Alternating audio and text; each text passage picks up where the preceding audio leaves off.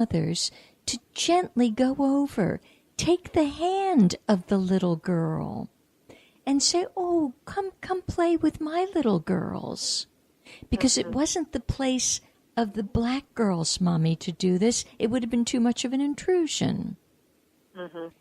It was so heart-wrenching that I became sad for all mankind, because there's this sense of separation and exclusion that starts when you're little tots. And I just, So that made me do a lot of digging this morning, and realized it made me dig more clearly into these eclipses, which have been happening.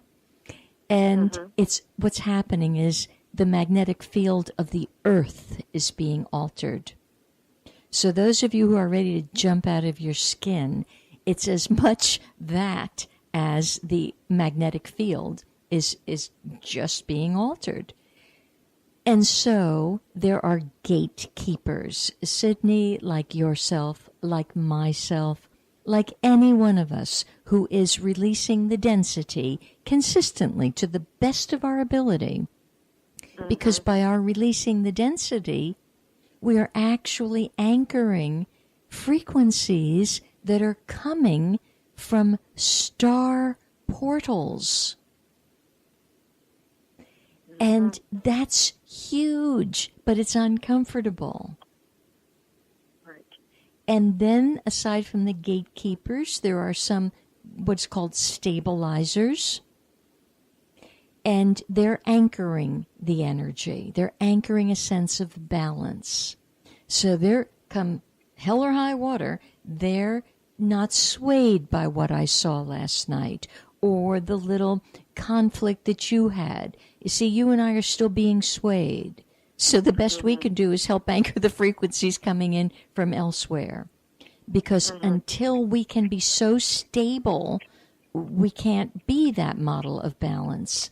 But that's what I choose. I embrace that for myself.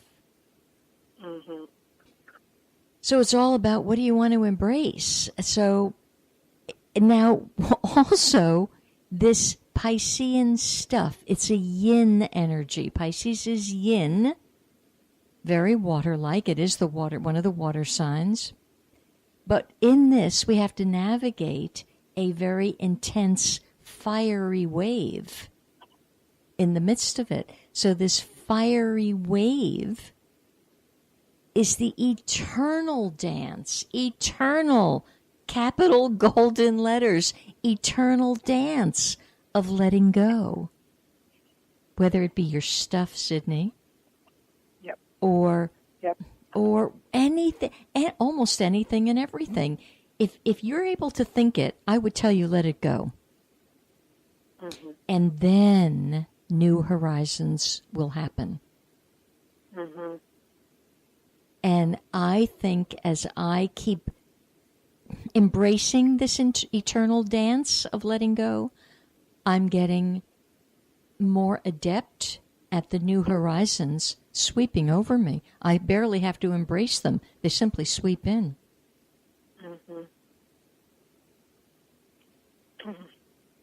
Yeah.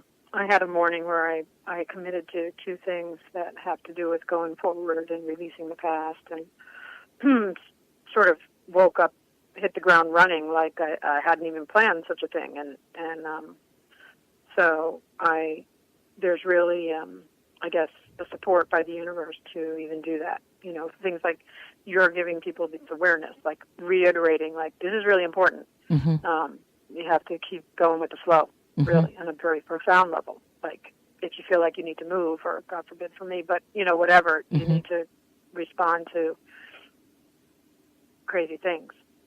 Well, you know, I will share with you and everyone who's listening, what you say is absolutely true, and it is not always everyone's comfort level.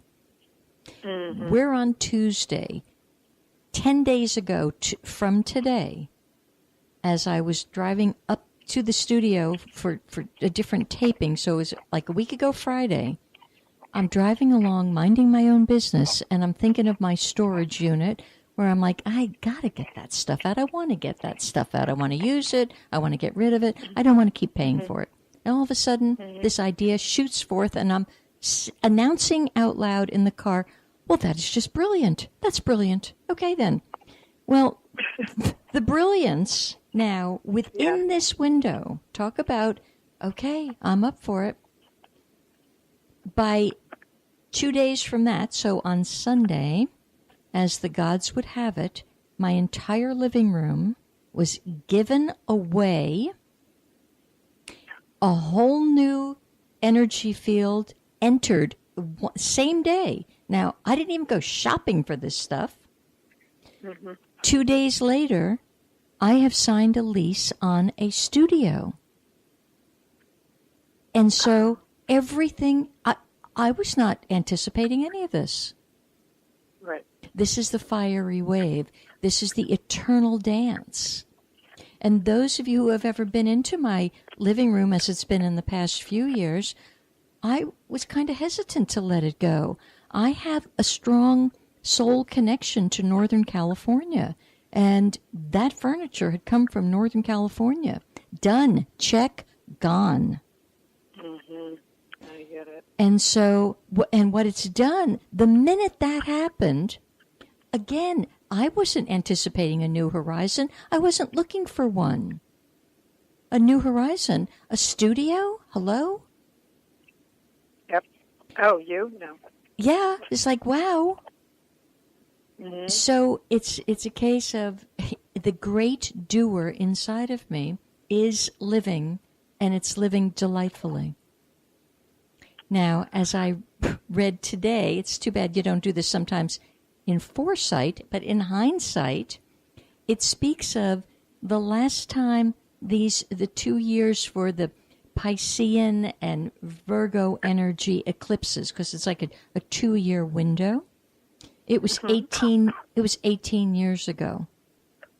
18 years ago, almost to the month, I opened the Purple Pear on Franklin Avenue. Oh, my gosh. Yep. And so I can see the spiral of energy just helping me heal things, bringing many revelations.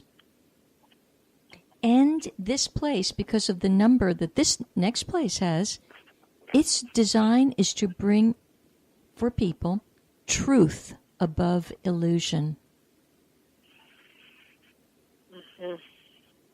And that's the service, bringing truth. I booked I booked a trip to Paris, and I booked to go to North New Hampshire to do some karmic release through a shamanic guy. Like, I was trying to come to Florida, and I wound up going to New Hampshire and booking a Well, because we to think Paris. we try, and the plan laughs. That's all that's about. Yeah, Yeah. pretty profound. And yeah, the Paris thing, I was in an apartment building in New York, and I walked through the lobby, and I heard a woman say to the front desk guy, I'm going to Paris next month. I'm going to Paris in June, and it's only $500 round trip. And I said, where? You know, who? And she said, United. So I looked it up, and indeed you could do that. But then I thought, well, I have air miles. So my round trip ticket nonstop to Paris for 6 days is $106. Okay. And so at what cycle are you going, Sydney? May 30th to June. Okay, because that's still going to be riding the waves of this eclipse that just happened. It actually will be. And you, whatever Paris holds for you, or wherever we're called, you know, I'm called to let go of furniture and have a studio. It's all about dissolving ourselves. Right. And trusting that the source of love, which is our internal source, orchestrated it. You did not book a trip to Paris. I got news for you. I did not sign a lease for any studio. It did. Oh, I understand. Yeah, Totally. the great Because it the timing, did it. the great it. It's New York City. I'm randomly walking in a specific place. And to hear that bit of information, and that's my airline, and that's where my air miles are. Yeah. And she said June. So I was like, okay, that's the guidance. Okay. I need to go in June? Fine. I'm going to look and do my best looking at the literature and book it. And so it would be interesting to kind of play around with the idea at times, and then as quickly as you play around with it, let it go. Because I don't want you to become like obsessed and fixated on, that idea. But the idea I'm going to sort of throw forth is what else could be dissolved in Paris? You know, it's because if it's all about dissolving, and remember, if you take the DIS off of dissolving, you have solving. Yeah, something past life certainly keeps calling me there, and I, like you, have this notion of really being very pared down by the time I go. So whether that means I'm staying or what that means, I don't know. But I'm going to try and be a good steward to actually do that. Cool.